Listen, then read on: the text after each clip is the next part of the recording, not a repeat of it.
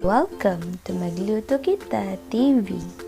Ngayon, magluluto tayo ng ginisang kalabasa at sayote. Sasawagan natin ito ng karne at ng pork chop. Please see the description box for the complete ingredients.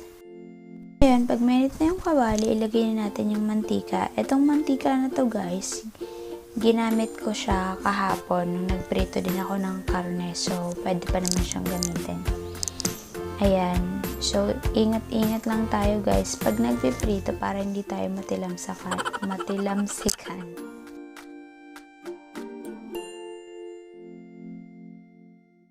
And wag nating kakalimutang i-check kasi baka mamaya sunog na pala yung ating niluluto. At lagi tayong nag-iingat para hindi tayo mapaso. Prito din natin ng kaunti yung pork chop. Pork chop din yan guys, hinati-hati ko lang para meron tayong pangsahog dun sa mismong ating igigisa na sayote at kalabasa.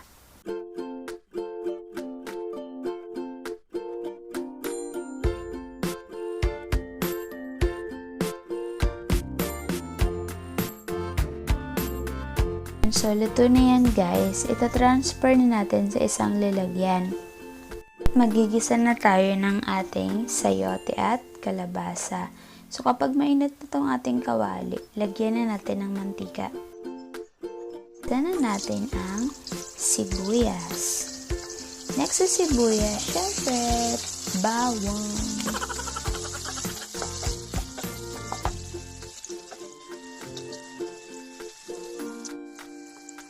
Natin ang bawang.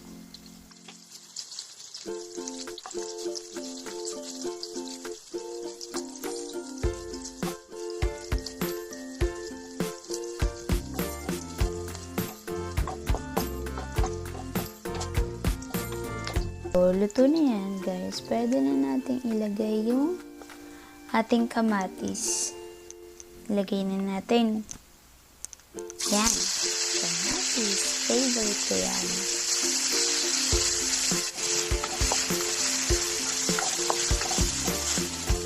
So, ng ating kamatis, ilalagay naman natin yung prinito natin kaninang karne.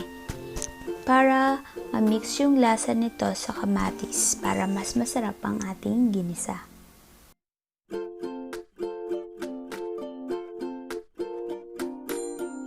So, ayan guys, halu-haluin lang natin ito ng mabuti para nga yung lasa nito maghawa-hawa o mas lumasa ang ating lulutuing sayote at kalabasa.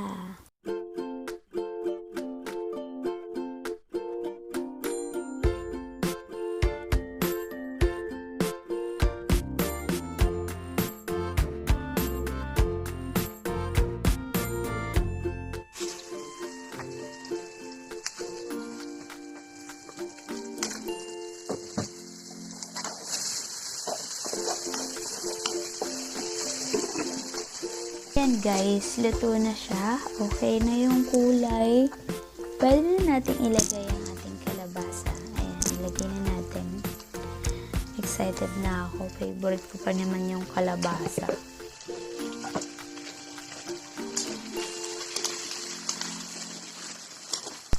Haluin natin itong mabuti para pantay-pantay yung lasa mapunta dito. Ngayon, pwede na natin ilagay ang ating pork cube.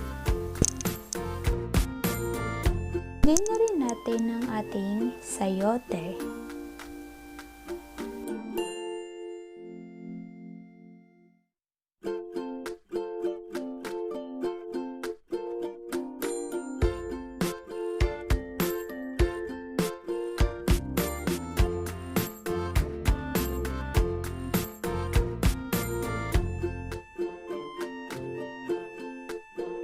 After natin itong haluin ay maglalagay na tayo ng tubig para mas maluto ito. Syempre tatakpan na natin pagkalagay natin ng tubig.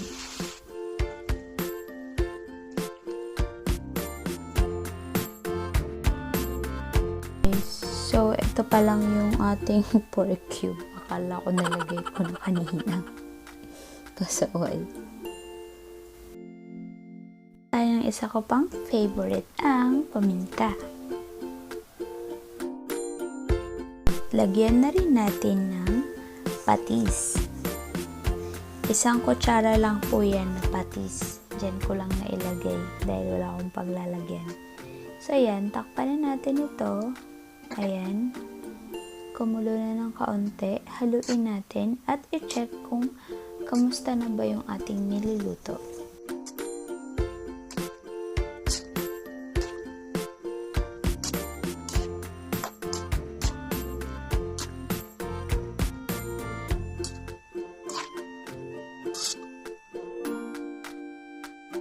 So, after 5 minutes, eto na siya. Check na natin, haluin, i-check yung lasa kung okay na, then good na siya. Let's eat na! Purin natin ito guys sa isang lalagyan at kumain na tayo. Happy eating!